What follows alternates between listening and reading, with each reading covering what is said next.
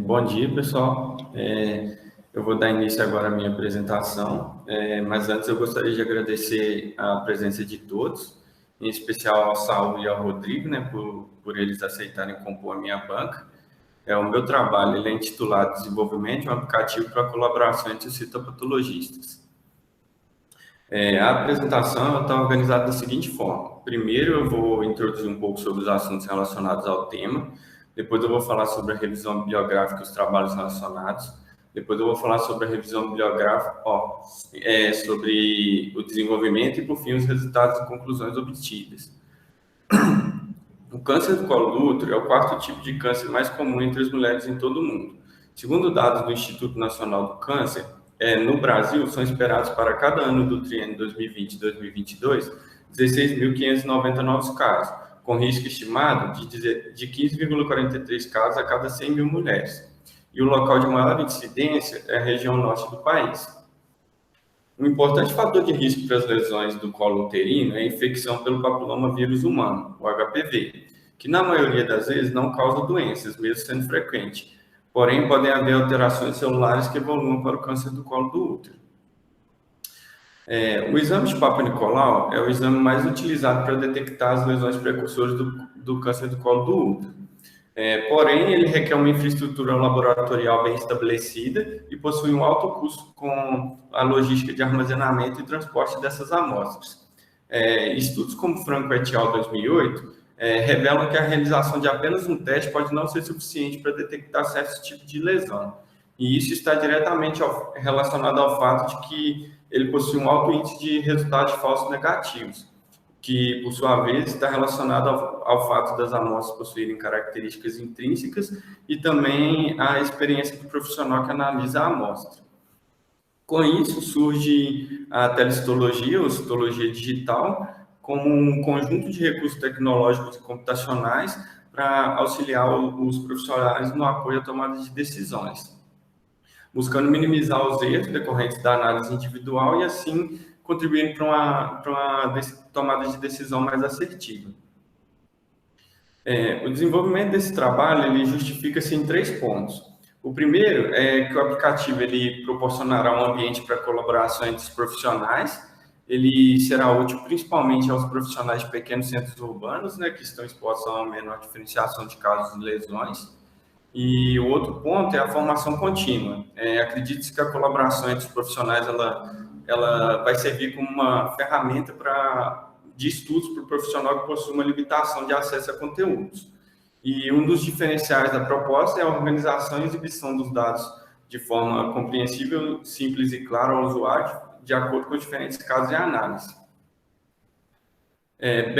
Dada essa contextualização, agora eu vou falar um pouco sobre os objetivos do trabalho. O objetivo geral é desenvolver o aplicativo, né, para permitir a colaboração à distância entre citopatologistas, a respeito de uma determinada dúvida sobre um lote citopatológico.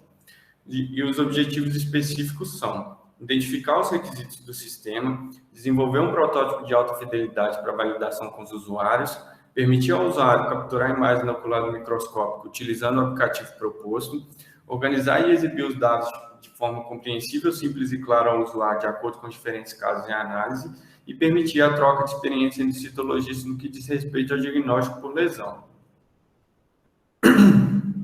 Identificados os objetivos, agora eu vou apresentar um pouco sobre os trabalhos relacionados. O primeiro trabalho relacionado ele foi desenvolvido por Sarrin et al. 2018.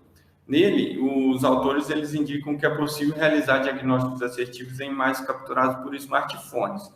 E, além disso, eles relatam que a experiência do profissional ela influencia diretamente no diagnóstico, uma vez que o mesmo profissional, analisando a mesma amostra em momentos distintos, ele pode fornecer diagnósticos diferentes. O segundo trabalho relacionado ele foi desenvolvido por Recong et al. 2017, e a analogia entre ele e o trabalho proposto aqui está no fato de que ele conclui que, independentemente da qualidade da câmera do dispositivo, as imagens são viáveis para serem utilizadas no apoio à tomada de decisões. O terceiro trabalho relacionado, ele se assemelha muito à proposta desse trabalho, pois trata-se de um aplicativo para cadastro de casos com o objetivo de ter acesso à opinião de outros profissionais. Porém, esse aplicativo ele funciona somente para cadastrar os casos, que podem ser visualizados em um portal web. No aplicativo não é possível nem opinar, nem visualizar os casos. Bem, essa é uma tabela, né, de comparação das características de cada proposta. A primeira característica a ser comparada é se é um aplicativo multiplataforma. Somente o trabalho proposto aqui possui essa característica. A segunda característica é se o trabalho ele colabora para a prevenção e combate do câncer do colo do útero. De alguma forma, todos os trabalhos colaboram. A terceira característica é se o trabalho proporciona ensino continuado. Aqui nós podemos ver que somente esse trabalho, o trabalho de Hertmann 2014, possuem essa característica. Isso porque ele tem uma proposta semelhante, né, a desse projeto, que é proporcionar acesso à opinião de outros profissionais e, consequentemente, o profissional ele será exposto a maior diferenciação de casos de lesões e, com isso, agregando mais conhecimento a ele. A quarta e a quinta características se o trabalho proporciona acesso rápido à segunda opinião e se o sistema foi feito para citopatologistas, são características somente do trabalho proposto aqui e do trabalho desenvolvido por Hartmann em 2014 também. O desenvolvimento do aplicativo ele foi dividido em etapas. Na primeira etapa, é a etapa de entendimento, onde busca-se entender qual o problema a ser solucionado, quais as personas do sistema, quais as funcionalidades do sistema deve possuir. Ao responder essas perguntas, já é possível construir um protótipo de alta fidelidade e partir para a próxima etapa, que é a etapa de validação. Nessa etapa, busca-se validar o protótipo com os profissionais, né? Essa validação ela aconteceu de forma cíclica, onde foi disponibilizado para o usuário o protótipo para ele avaliar e levantar os pontos de melhorias ou correções, até que tudo estivesse de acordo com as exigências dele. E aí, ao validar o protótipo, já é possível modelar o banco de dados, né, e assim partir para a próxima etapa, que é a etapa de desenvolvimento, onde busca-se implementar o front-end e o back-end do projeto. Bem, na etapa de levantamento de requisitos, optou-se por utilizar a metodologia de entrevistas estruturadas, por se tratar de um método simples e eficaz, onde são elaborados um conjunto de questões, né, acerca do tema, que devem ser respondidas durante a conversa. Essas conversas, entrevistas, aconteceram através de reuniões online com 4 profissionais especialistas da área. Além disso, optou-se por dividir a entrevista em etapas para não perder o foco da entrevista e também para identificar todos os pontos importantes para o desenvolvimento do projeto. Na primeira etapa, buscou-se entender quais os desafios e problemas enfrentados pelos profissionais. Depois, identificar os atores do sistema, bem como os casos de uso, ou seja, como esses atores se relacionam entre si com o sistema. Depois, identificar os requisitos, tanto os requisitos funcionais e não funcionais, e, por fim, as regras de negócio. Esse é o diagrama de caso de uso do sistema. Aqui, nós podemos identificar que o sistema possui 4 tipos de usuário. O usuário visitante é o usuário base do sistema, ele possui acesso limitado às funcionalidades, ele possui permissão somente de visualizar, compartilhar e favoritar casos. Nós temos também o usuário do tipo estudante, que possui as mesmas permissões de visitante, porém ele pode opinar na enquete dos casos. Nós temos também o usuário do tipo citopatologista, que possui as mesmas permissões de estudante, porém ele pode gerenciar casos, ou seja, adicionar, remover e editar os casos criados por ele. Além disso, nós temos o usuário do tipo administrador, que é um usuário que possui as mesmas permissões que citopatologista, porém ele pode fazer o gerenciamento de usuários. Esse é o fluxo de interação entre os usuários e a aplicação. Aqui nós podemos ver o profissional 1, que possui uma dúvida sobre um determinado caso ou lesão. Aí ele adiciona esse caso no sistema, incluindo as imagens, a descrição, a idade do paciente e a data de término da enquete. Esse caso ele é disponibilizado no sistema, né, para que outros profissionais colaborarem e discutirem. Esses dados são compilados e apresentados para o profissional 1, auxiliando ele no apoio à tomada de decisão. Após a prototipação e antes de iniciar o desenvolvimento do aplicativo, pesquisou-se quais as melhores tecnologias e ferramentas para a implementação do projeto. Dessa forma, nós optamos por utilizar o Flutter do lado do cliente. O Flutter é um kit de desenvolvimento de interface de usuário de código aberto criado pelo Google e ele possibilita que criemos interfaces, aplicativos, né, compilados nativamente com somente um código. E, além disso, ele utiliza uma linguagem chamada Dart, que é uma linguagem orientada a objetos, o que diminuiu muito a curva de aprendizado. E do lado do servidor, nós optamos por utilizar o Node.js, que é um ambiente de execução JavaScript que permite que nós criemos aplicações do lado do servidor sem depender do browser para interpretar. Ele tem como características uma alta capacidade de escalabilidade, uma boa flexibilidade e um baixo custo. Além disso, é uma ferramenta muito difundida no mercado e proporciona uma boa produtividade. E, por fim, nós optamos por utilizar um banco relacional. Então, nós escolhemos o MySQL como sistema de gerenciamento de banco de dados, porque ele possui muita consistência, uma alta performance, é confiável e também é muito fácil de usar. Eu vou apresentar agora uma comparação, né, das telas prototipadas com as telas desenvolvidas. Essa é a tela de cadastro de um caso. A princípio, ela foi pensada de uma forma bem simplista, porém nós tivemos que adequar algumas coisas. Além de acrescentar um novo campo, que é o campo de idade do paciente, esse campo ele foi adicionado porque ele é muito importante para os usuários levarem em consideração no momento da análise de um caso. Além disso, nós tivemos que repensar a forma como as imagens eram adicionadas ao caso, porque da forma como foi prototipado, os usuários eles não conseguiriam identificar nem visualizar as imagens que eles já teriam adicionado ao caso. Então, foi implementado um slide como forma de pré-visualização das imagens já adicionadas ao caso. Uma outra coisa importante de falar nessa tela também é que no momento da prototipação nós não tínhamos levado em consideração a quantidade de opções que seriam listadas nas opções da enquete e também nem o tamanho, né, dessas opções. Então, foi utilizado como base um modelo que os profissionais já utilizam no dia a dia e as opções elas foram agrupadas de forma que a tela não ficasse muito extensa ou confusa, né? Então, da forma como foi desenvolvido, permite que o usuário ele expanda somente o menu de interesse dele para selecionar as opções que ele desejar. Ainda na mesma tela de um caso, ao clicar no ícone da câmera, são exibidas duas opções, câmera e galeria, como pode ser visto na imagem 2, né? E se o profissional ele escolher a opção de câmera, ele será direcionado para a câmera do dispositivo, né, para que ele possa capturar a imagem e anexar o caso. E caso ele escolher a opção de galeria, ele será direcionado para a galeria do dispositivo, como demonstrado na imagem 3. Ainda sobre a tela de um novo caso, ao selecionar uma imagem da galeria ou capturar uma imagem com a câmera do dispositivo, o usuário será direcionado para essa tela apresentada na imagem 2, onde ele pode editar algumas características da imagem, como redimensionar, recortar e rotacionar. A terceira imagem, ela apresenta a tela de cadastro de um caso com uma imagem já adicionada. Caso o usuário ele queira remover essa imagem ou alguma imagem do caso, basta ele clicar e segurar que essa imagem será removida da lista de imagens do caso.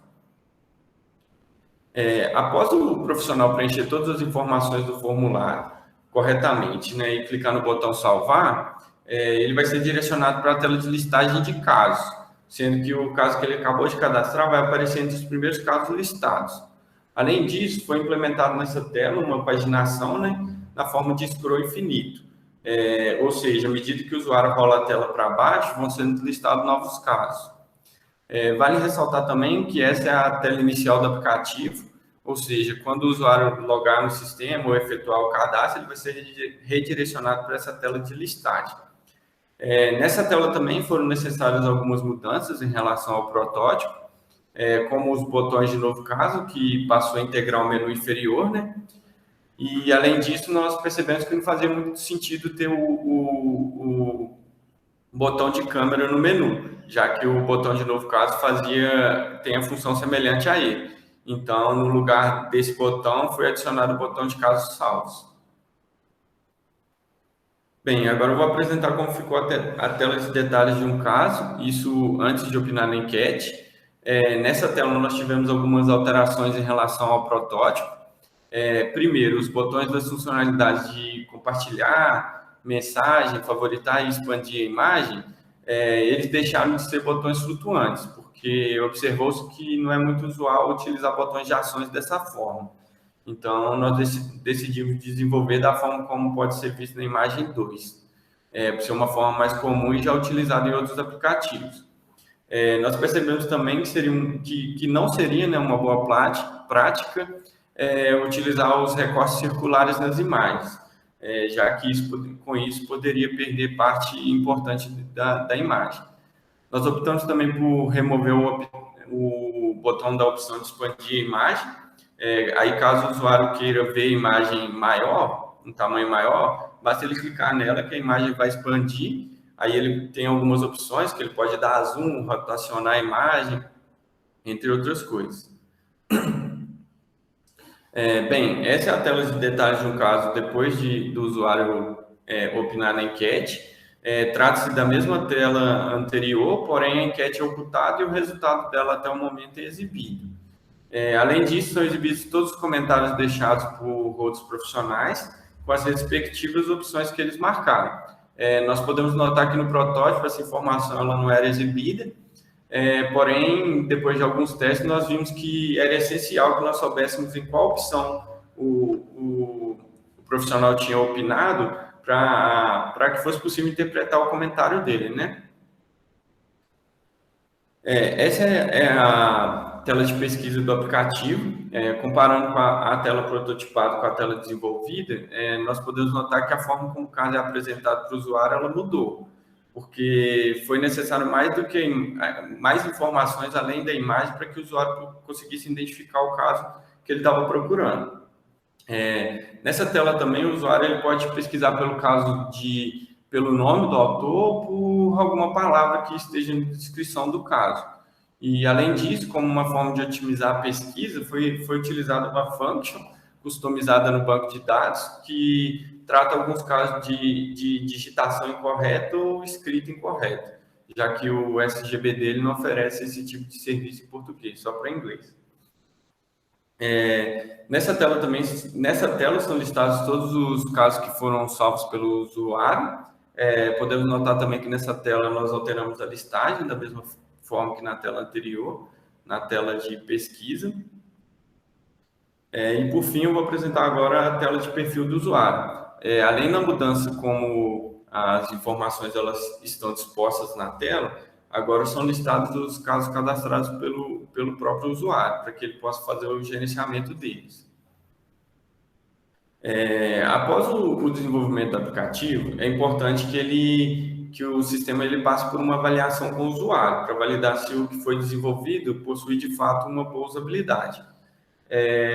Ressaltando que, assim, normalmente os testes eles são realizados de forma presencial, porém, nossos testes eles foram realizados de forma online, devido às circunstâncias.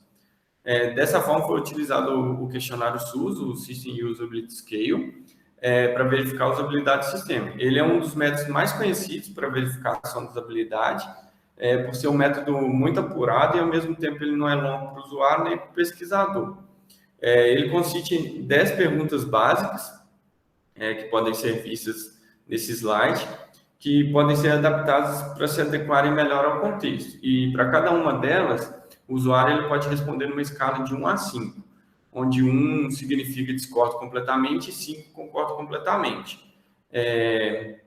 Além disso, as questões pares do formulário, elas são referências negativas à interface em questão, e as ímpares são opostas às pares. Por exemplo, a questão 2, ela pergunta se o usuário achou o sistema complexo, enquanto a questão 3 pergunta se o usuário achou o sistema fácil de usar.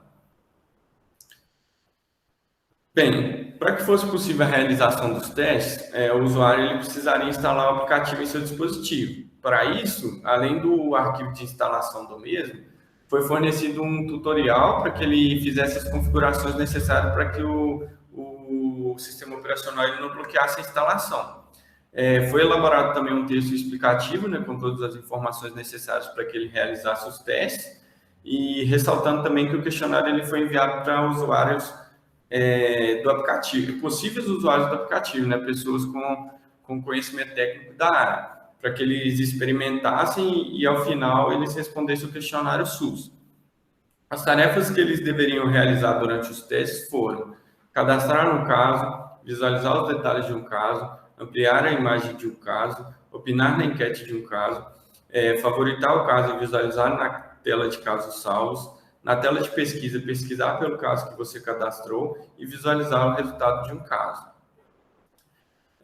Após a coleta das respostas do questionário SUS, foi possível compilar os dados conforme podemos ver nessa tabela, onde as colunas elas indicam a resposta para cada questão do questionário e as linhas as respostas de cada usuário que cada usuário respondeu no questionário.